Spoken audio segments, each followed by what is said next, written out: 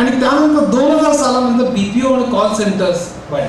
आता BPO आणि call centre म्हणजे काय मी तुम्हाला एक 2-3 मिनटं सांगणार. कॉल सेंटर म्हणजे काय, मी समजा अमेरिकेत आहे आणि बॉस्टनहून मला न्यूयॉर्कला जायचं आहे. माझी 8 वाजताची फ्लाईट चुकलेली आहे. मी डेल्टा एअरलाईन्सने चाललेलं. तर डेल्टा एअरलाईन्सचं सेंटर आहे अटलांटा नावाच्या एका शहरामध्ये अमेरिकेमध्ये. तर मी समजा तिथे कॉल केला की बाबा माझी 8 वाजताची फ्लाईट चुकलेली आहे, म्हणजे पुढची फ्लाईट किती वाजताची आहे. तर तो कॉल त्या अटलांटाच्या डेल्टाच्या स्विचमध्ये जातो. टेलिफोन एक्सचेंजचं जसं स्विच असतं तसं इथे स्विच असतं. त्या स्विचला सगळे एजंट्स जोडलेले असतात, अनेक क्लार्क्स.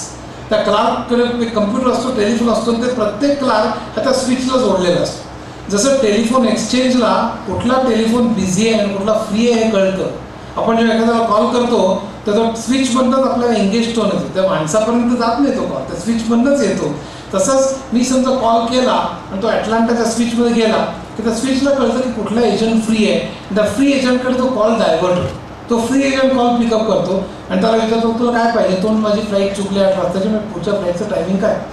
आणि त्यावेळेला तो म्हणतो Delta Airlines Boston to New York, आणि त्याच्या स्क्रीनमध्ये सगळा डेटा येतो सर्व्हरवर. आणि तो सांगतो पुढच्या फ्लाईट तुमची 10:30 वाजता आहे. आणि तो त्याला उत्तर देतो.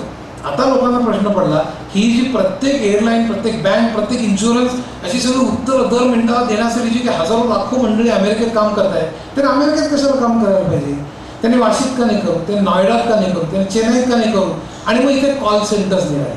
त्यामुळे व्हायचं काय की तिकडनं बॉस्टनमधून जो कॉल यायचा तो अटलांटाच्या स्विचमध्ये येण्याच्या ऐवजी तो एका पर्टिक्युलर स्विचमधून तो वाशीच्या स्विचमध्ये यायला किंवा चेन्नईच्या स्विचमध्ये यायला. आणि त्या स्विचवरला जो एजंट, चेन्नईचा जो काही एजंट आहे त्या फ्री असेल, मोकळा असेल, त्याच्याकडे तो कॉल डायव्हर्ट व्हायला लागला. आणि तो मला मग त्याला अमेरिकन ॲक्सेंट शिकवणं भाग पडलं. आणि सुलभाचं सुझी झालं आणि अनेक नावं काय बदलली.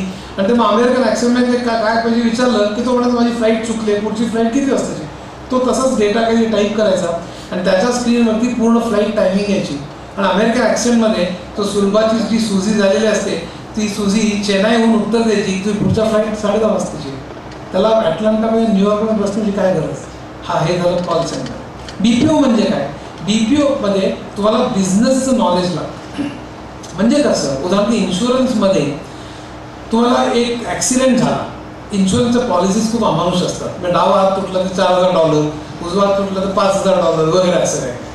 तर इन्शुरन्सची पॉलिसी जर का असेल त्याप्रमाणे आणि तुम्हाला खरंच ॲक्सिडेंट झाला तर तुम्ही इन्शुरन्स कंपनीने किती पैसे द्यावे हे सजेस्ट कसं करायचं याच्याकरता चिक्कन लोक असतात. एक आपल्याला अक्षर हजारो लोक, कारण केवढा बिझनेस असतो देशभरातून, इंटरनॅशनल हजारो केसेस रोज असतात लाईफच्या, आजारपणाच्या, मेडिकलच्या, ॲक्सिडेंटच्या.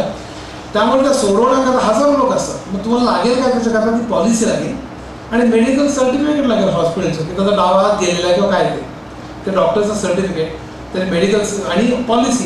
ती पॉलिसी तो बघेल, त्यातला अटी बघेल, वय किती, अमुक पूर्वी इन्शुरन्स दिला आहे का वगैरे. आणि त्याच्यावर तो सांगेल की $4,000 द्यावे. आता हे काम करणार अमेरिकेत कशाला पाहिजे. ज्याला इन्शुरन्स म्हणजे काय कळतं, ज्याला पॉलिसी वाचता येते, त्याला अटी त्यांना वाचता येतात, मेडिकल रिपोर्ट वाचता येतात. बघा कॉल सेंटर कसं वेगळे बघा. पण ज्याला इन्शुरन्स माहिती आहे अशी मंडळी चेन्नईला किंवा नॉयडाला किंवा इव्हन लातूरला जर उद्या बसली आणि त्यांच्याकडे ईमेलच्याद्वारे संबंध पॉलिसी आली आणि मेडिकल रिपोर्ट्स डिजिटाईज करून पुन्हा 0 आणि 1च्या स्वरूपात इथे जर का पाठवण्यात आले तर तो मनुष्य डिजिटल रिपोर्ट बघेल, हा कुठला तुटला ते बघेल, पॉलिसी वाचेल आणि सांगेल की $4,000 द्यावे. हे काम करण्याकरता न्यूयॉर्क कशाला पाहिजे. याला BPO म्हणतात. आता BPO म्हणजे बिझनेस नॉलेज लागतं. कॉल सेंटरने फक्त उत्तर देणं किंवा आउटवर्ड असेल तर विक्री करणं. आपल्याला ते सगळे क्रेडिट कार्डचे जे कॉल्स असतात ते कॉल सेंटर म्हणतात. ती ह्याला कॉल सेंटर म्हणतात, ह्याला BPO म्हणतात. सगळ्या सर्व्हिसेस इंडस्ट्रीज ज्या आहेत, मी एअरलाईन, बँकिंग, इन्शुरन्स, अशा सगळ्या ज्या काही कंपन्या आहेत, या सगळ्या कंपन्यांमध्ये अशा त्याचे हजारो लाखो लोक त्यांनी नोकरीला ठेवलेले आहेत. कारण 2 कंपन्यांमधला फरक हा फक्त सर्व्हिसमुळे आता आपल्याला कळू शकतो. बँकेचे रेट्स तेच असतात. मग एक बँक दुसऱ्या चांगली का, तर तुमच्या कस्टमरचं उत्तर ते पटपट देतात.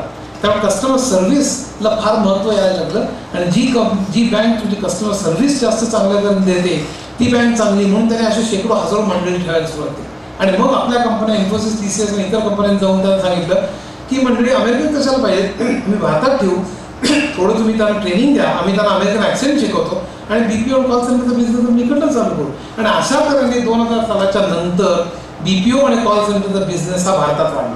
आता उद्या काय होण्याची शक्यता आहे हे मी पुढच्या 3-4 मिनिटात सांगून मी संपवणार. आपल्या बरेच IT मध्ये असतील तर कळलं असेल की आता सध्या डाऊनटर्न चालू आहे, सध्या बरीच मंदी चालू आहे. कित्येक लोक आज नोकरीला लागतात आणि त्या नोकरीला लागल्यानंतर ते सांगतात की मार्च मध्ये जॉईन व्हा, मार्च लोकांना सांगतात सप्टेंबर जॉईन व्हा, सप्टेंबर पुन्हा मार्चमध्ये असं चाललंय. तुम्हाला करायची कल्पना असेल.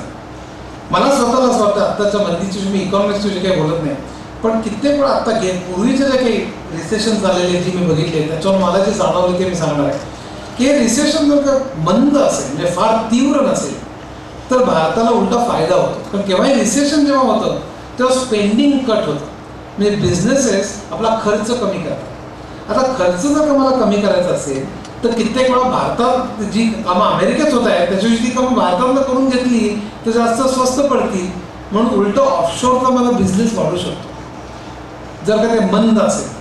पण तेच जर का मंदी अतिशय तीव्र असेल म्हणजे उद्योगांना पुढे आपल्याला गुंतवणूकच नको आहे ती विड्रॉ केली पाहिजे, आहे तो खर्च आपण कमी केला पाहिजे, आहे ते पण विड्रॉ आणि बंद केलं पाहिजे, इतकं वाटण्याएवढी मंदी जर का तीव्र असेल तर आहेत ते प्रोजेक्ट बंद पडू शकतात. त्यामुळे उलटं आहे ते ऑफशोरसुद्धा जाऊ शकतं. ते नुसतं अमेरिकेतलीच कामं थांबवतील असं नाही, आपल्याकडे भारतातली सुद्धा थांबवतील इतकी ती जर का तीव्र असेल तर. आजही बरेच वाद चालू आहेत. अगदी मी फेडरल रिझर्व्हच्या सुद्धा लोकांच्या इंटरव्ह्यूज ऐकत असतो, CNN मध्ये अनेक वाचत असतो, न्यूयॉर्क टाइम्स सुद्धा इंटरनेटमध्ये आपल्याला वाचायला मिळतं. अजूनही वाद चालू आहे की किती तीव्र आणि किती मंद आहे. मी अजूनही कॉमेंट करू इच्छित नाही खऱ्या अर्थाने फायदा होईल का तोटा का न्यूट्रल असेल.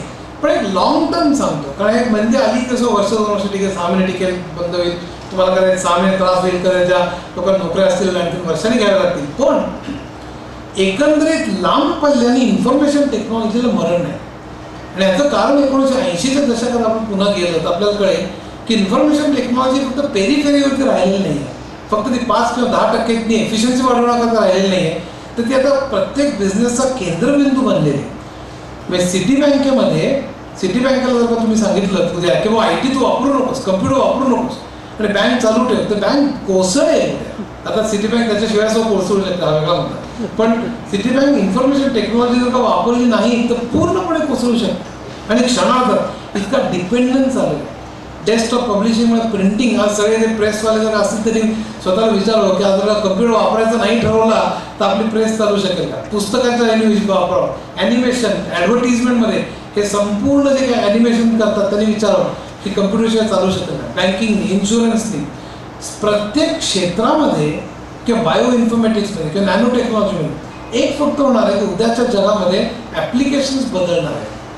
म्हणजे आज अकाउंटिंग, कॉस्टिंग, पेरोल ह्याच्यात आपण सगळे धन्यता मानत होतो, पण उद्याच्या जगामध्ये मात्र जी काही ॲप्लिकेशन्स येतील ते कदाचित नॅनो टेक्नॉलॉजी असतील, ती बायो इन्फॉर्मॅटिक्स असतील, ती मंगळावर माणूस जाण्याकरता असतील, स्पेस रिसर्च करता असतील, अनफॉर्च्युनेटली कदाचित युद्धाकरता असतील, वेगवेगळ्या तऱ्हेचे गेम्स खेळण्याकरता असतील, जे काय असेल ते. पण उद्याचे ॲप्लिकेशन वेगळे असतील किंवा उद्याचे डेटाबेसेस, उद्याचे लँग्वेजेस आणि उद्याचे ऑपरेटिंग सिस्टमसुद्धा वेगळे असतील.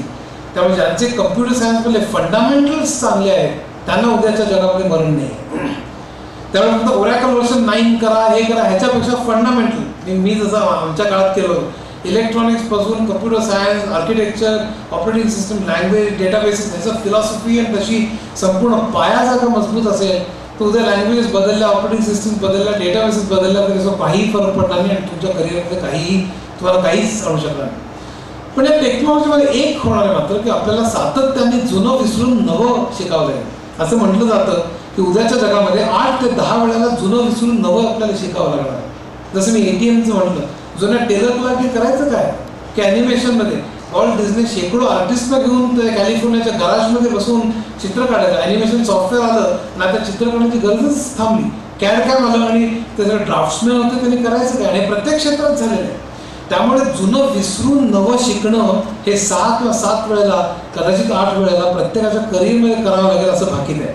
थोडक्यात जी माणसं सातत्याने बदल ॲक्सेप्ट करतील, जी माणसं सातत्याने पर्सनॅलिटी डेव्हलप करून इंग्लिश चांगलं बोलतील ग्लोबलाइज वर्ल्डमध्ये, कारण आपल्याला इच्छा असो किंवा नसो इंग्रजांनी 150 वर्ष राज्य केलं, आज अमेरिका इंडिरेक्टली सगळ्या जगावर राज्य करते. त्यामुळे इंग्रजी तुम्हाला आलंच पाहिजे आणि इंग्रजी जर आलं नाही चांगल्या तऱ्हेने, किती मराठीचा अभिमान असला तरी मला खूप अभिमान आहे. मी याच्या पुढचं सगळं लिखाण मराठीत करेन असं जाहीररित्या सांगितलं अनेक वेळेला. पण इंग्रजी उत्कृष्ट आलं पाहिजे तर लोक अमेरिकनांच्या छाताडावर नाचाल इतकं सुंदर इंग्रजी आलं पाहिजे. तुमचं टीमवर्क चांगलं पाहिजे, तुम्ही हसतमुख असला पाहिजे, तुमच्यात लिडरशिप ॲबिलिटीज पाहिजे, तुमच्यात परझ्वेसिव्हनेस पाहिजे, मी लोकांना पटवता आली पाहिजे तुमची मतं, वक्तृत्व कला पाहिजे तुमच्यात. हा जो सगळा भाग आहे तो भाग टेक्नॉलॉजी एवढाच महत्त्वाचा आहे. नुसते पुस्तकातले किडे उद्या